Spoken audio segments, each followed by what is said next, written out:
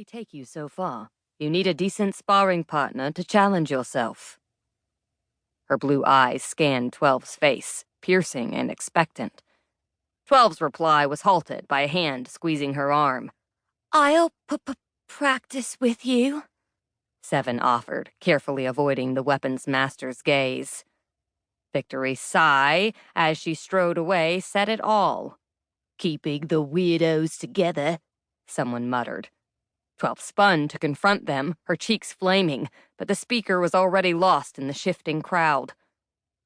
The pale red-headed girl beside her beamed, and 12 groaned. Sparring with 7 was worse than practicing with a straw dummy. Her attention span was shorter than a snarrow's, and her skills with any weapon doubtful at best. On top of that, although she was probably about 13 years old, like 12, her build was that of a much younger girl. 12 felt like a giant next to her. It made them particularly ill-suited, and yet they were often thrown together. Everyone else avoided them. 7 was odd. 12 was scary. Most of the stumps were already taken, so the girls threaded their way across the training ground to a less crowded spot. Where's Widge? 7 asked as they walked. I haven't seen him today. Widge was 12's squirrel, but it had actually been the other girl who had found him as a kit fallen from his nest. Instead of keeping him, 7 had given him to 12, something 12 still didn't understand. I'm not sure, 12 shrugged. You know he comes and goes as he likes. She bit her tongue to stop herself saying more. 7 nodded as she clumsily unsheathed her sword. 12 reached over her shoulders, grabbing the halves of her 2 axes. Her confidence surged with them in her hands, and she leaped lightly onto the nearest log. Shall we? She asked. 7 snorted with laughter as she hopped experimentally between stumps. Wobbly, aren't they? That's the point, 12 said, unable to keep a snap out of her voice. Can we start? Shouts of laughter, yelps of surprise, and the clash of steel rang out across the training ground, but 12 had only to wave an axe at 7 and the other girl would drop her weapon or fall off the stumps. In the end, she practiced by herself while 7 sat and watched. Whirl, strike, duck, block, lunge, sidestep.